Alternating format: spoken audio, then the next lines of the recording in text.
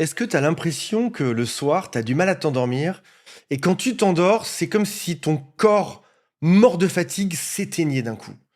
Et pour autant, le matin, à 6, 7 heures, tu te réveilles net. Tu es sorti d'une relation toxique il y a peut-être quelques mois, peut-être même 1 an ou encore 5 ans, et pourtant, t'arrives toujours pas à dormir une nuit entière. Par exemple, ton téléphone sonne et tu sursautes dès qu'il y a une vibration. Tu ressens de la fatigue, mais t'as du mal à t'endormir ou tu t'endors net, comme on l'a vu, et surtout, le sommeil ne te soulage pas. Et au fond de toi, tu te demandes, pourquoi est-ce que je vais pas mieux? Je suis parti de cette relation toxique. Est-ce que mon corps n'a pas reçu le message? Qu'est-ce qui se passe? La réponse est dans ton système nerveux et ça, personne ne te l'a jamais expliqué. On va voir aujourd'hui que ton système nerveux a été reprogrammé, un peu de la même manière qu'on irait reprogrammer un ordinateur pour qu'il tourne 24/24 sans jamais s'éteindre. Le souci, c'est que, à force de tourner à fond, l'ordinateur pourrait griller. Imaginons que tu sois comme dans une cage, invisible.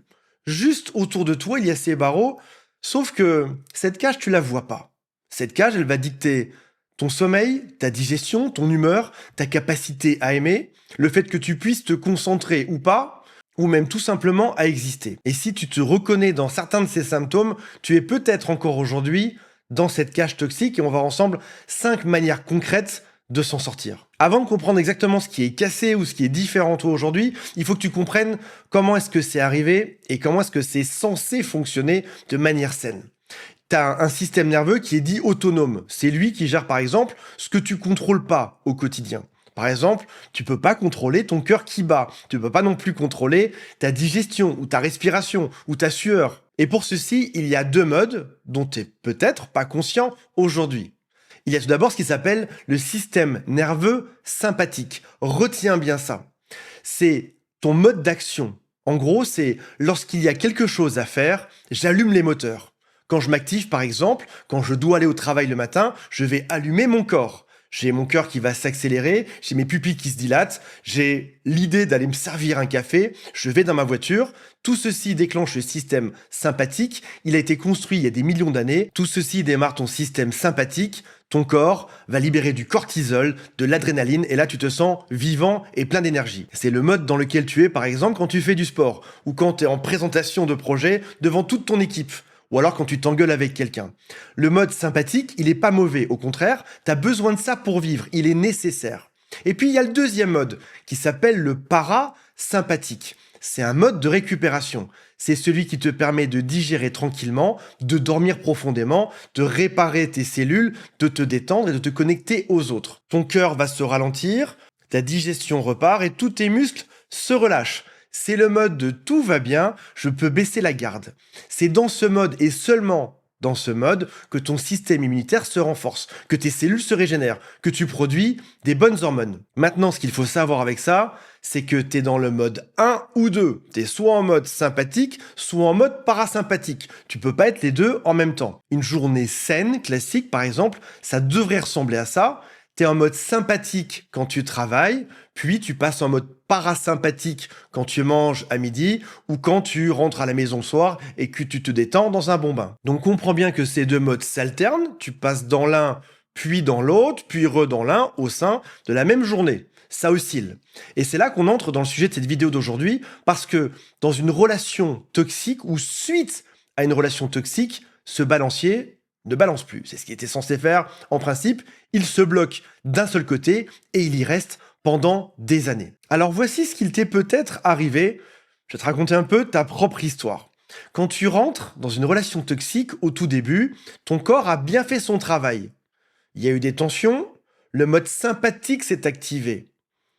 Tu t'es arrêté de te battre, t'es rentré chez toi, tu t'expliques, t'es passé en mode parasympathique. Au début, tout allait bien. Le souci, c'est que dans une relation toxique, le danger ne s'arrête jamais. Et surtout, le danger, il est imprévisible. Tu sais jamais quand est-ce que la prochaine remarque méchante va arriver.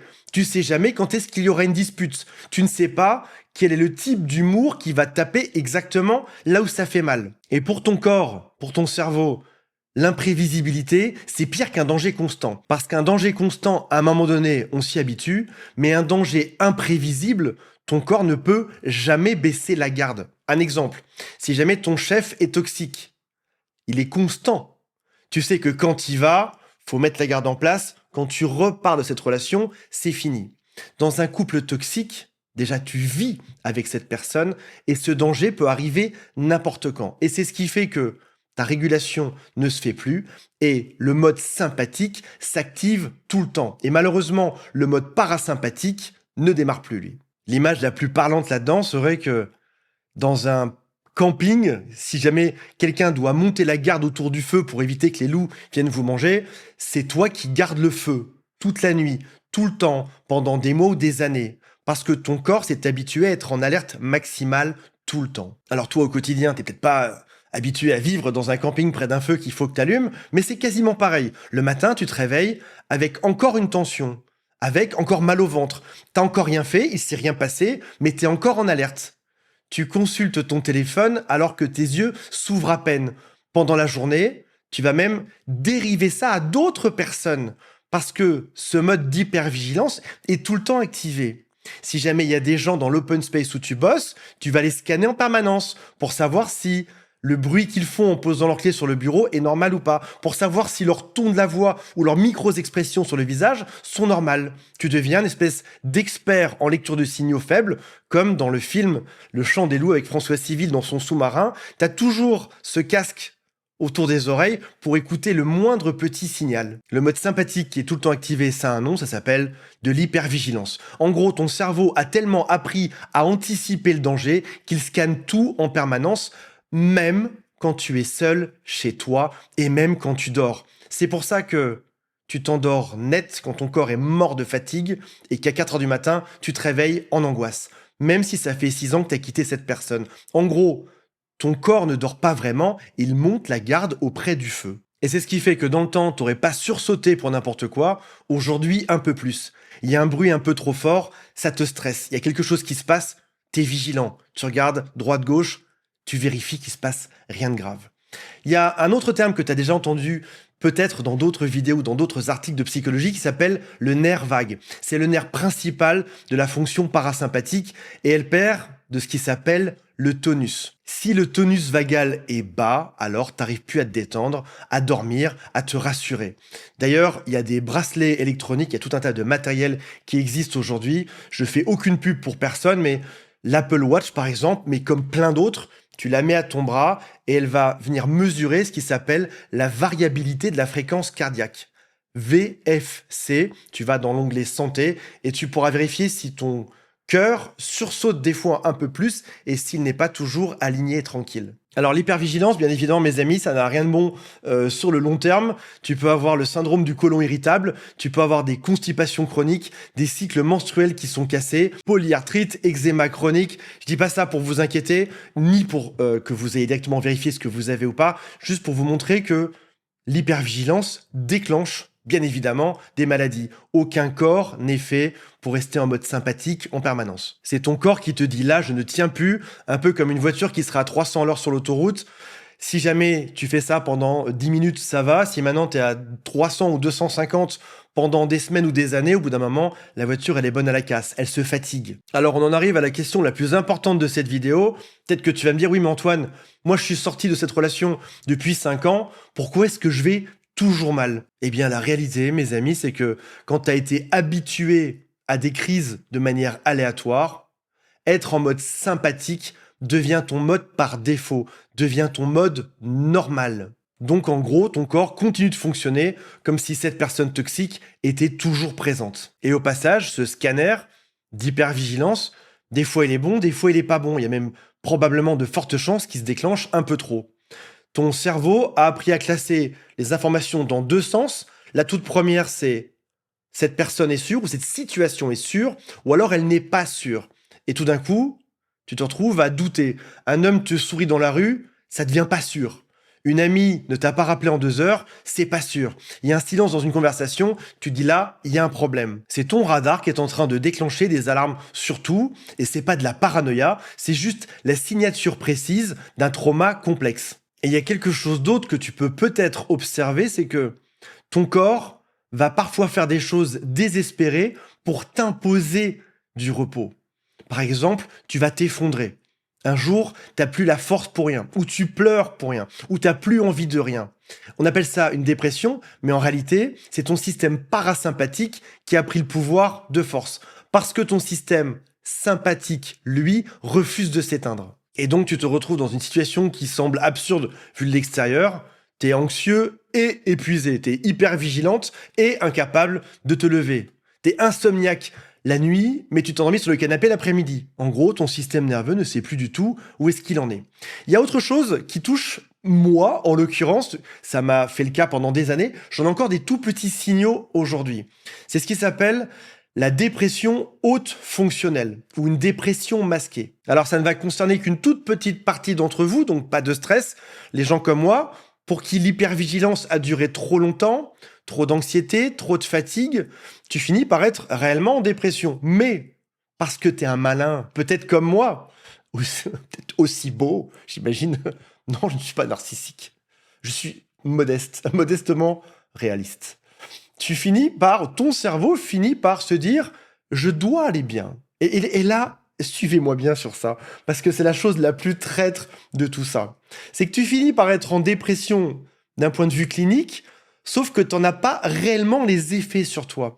Parce que ton cerveau compense. Par exemple, ta dépression te dit, t'as pas la force d'aller travailler, et ben toi tu compenses en faisant 10 fois plus d'efforts et en mettant encore plus d'efforts à ton travail. Tu sais que t'es fatigué, tu vas aller faire une randonnée de 8 heures. Tu compenses par ton cerveau et ton physique encore plus parce que tu refuses de te laisser abattre. Et t'en arrives à un point où détecter ta propre dépression devient difficile parce que tu l'as caché, tu l'as masqué par de l'intelligence, par des routines qui sont plus efficaces, par plus de travail. Donc ça se voit quasiment pas. J'en sais quelque chose, j'étais dedans pendant des années et ça peut durer 5 ans. Et ton sommeil vient à être le seul révélateur de ce que tu vis vraiment. Le soir, tu tombes net, tu t'endors pas de manière classique, tu t'écroules, tu te souviens même pas d'avoir fermé les yeux, et le matin à 6 heures, c'est les yeux grands ouverts. C'est comme si on t'avait jeté un grand seau d'eau sur la figure, tu te réveilles net, impossible bien évidemment de faire une grasse mat ou de se réendormir. C'est ton corps qui t'envoie un grand shoot de cortisol pour te réveiller, c'est ça le seau d'eau. C'est un grand shoot de cortisol, t'es réveillé net, à nouveau en hypervigilance. Alors, sans aller aussi loin que la dépression masquée ou la dépression à haut fonctionnement, je vais te donner aujourd'hui 7 signaux que tu es encore atteint, même après tout ce temps, par cette relation toxique. Le premier, c'est que dans le temps, tu savais t'ennuyer. Aujourd'hui, le silence te met mal à l'aise. Tu allumes toujours une télé en fond d'écran, tu scrolles toujours, tu sais même pas ce que tu regardes, tu scrolles, et le calme t'effraie aujourd'hui, tu le supportes plus. Deuxième signal, tu sursautes pour des choses anodines. Une porte qui claque, tu bondis. Une notification qui arrive et tout ton corps réagit comme si on t'attaquait. Parfois, il y a aussi des crashs inexplicables. Pendant 3 semaines, t'es à fond et tout d'un coup, sans raison, t'es au tapis, t'es allongé sur ton canapé pendant 3 heures. Quatrième signal, tu as une fatigue que même ton sommeil ne répare pas. Tu dors 9 heures et pour autant, t'es encore épuisé. La réalité, c'est que tu n'es pas passé en mode parasympathique, tu as monté la garde pendant tout ton sommeil. Cinquième chose à observer, c'est ton corps qui fait des choses bizarres. Tu as des tensions chroniques dans la nuque, dans les épaules, dans la mâchoire, tu as le ventre qui se serre pour rien, tu peux avoir une palpitation sans raison ou encore les mains qui transpirent. Ça, c'est ton système sympathique qui s'allume tout seul plusieurs fois par jour. Point numéro 6, t'arrives plus à pleurer ou encore, tu pleures pour un rien. Donc soit tu es complètement coupé de tes émotions pour te protéger, soit ces émotions débordent et arrivent à l'improviste n'importe quand. Septième point, tu te méfies de tout le monde, y compris des gens bien. Quelqu'un te traite bien et ça te met mal à l'aise. Tu te dis, là, il y a peut-être un piège. Comment faire pour s'en sortir? Déjà, on a vu ça il y a 2 vidéos, c'était la semaine dernière ou la semaine d'avant, des respirations lentes et longues, et ça marchera bien en anti-stress. 4 secondes d'inspiration, et on multiplie par 2 pour l'expiration. Et tu fais ça pendant 5 minutes. Parce que ton nerf vague sera très sensible à l'expiration. Plus ce sera long à expirer, plus il va s'activer. Deuxième test à essayer, mettre du froid sur ton visage. Des glaçons ou un verre d'eau où tu vas juste dans la salle de bain, tu te douches avec de l'eau froide de ton visage. Ça déclenche un réflexe qu'on appelle le réflexe de plongée mammifère et qui va activer ton parasympathique en seulement quelques secondes. Ça fonctionne tout aussi bien pendant les crises d'angoisse, mais aussi en prévention. Troisième point, la marche Alors ne fais pas un sport intense, fais juste une randonnée calme pendant au moins 30 minutes. Ensuite, quatrième point, réapprendre à t'ennuyer. Entraîne-toi. Pose ton téléphone, reste 10 minutes assis sans rien faire, sans télé, sans musique, sans personne. Au début, ce sera insupportable, tu auras envie de bouger, de fuir, de prendre ton tel. Ton système sympathique va résister à s'éteindre et puis ensuite, il passe le relais au système parasympathique. Le cinquième point qui est sûrement le plus important, c'est de traîner avec des gens qui sont apaisés et régulés. L'être humain fonctionne très bien pour ça. C'est pour ça que le fait d'être avec des gens qui recalibrent notre système nerveux, qui sont calmes, c'est très bon pour ton corps. N'attends pas des résultats en 3 heures, peut-être même pas en 3 jours, mais réapprends doucement, on parlait d'une cage mentale tout à l'heure, réapprends doucement à enlever chaque barreau de cette cage au fil du temps. Ça peut prendre de quelques jours, je dirais, à quelques semaines. Et tout d'un coup, tu réaliseras que tu t'es réveillé sans voir ton téléphone le matin. Si jamais vous avez d'autres questions par rapport à ça, posez-les-moi en commentaire. Je vous rappelle qu'il y a aussi un lien pour m'appeler juste en dessous et on se retrouve prochainement. Salut à tous, bye.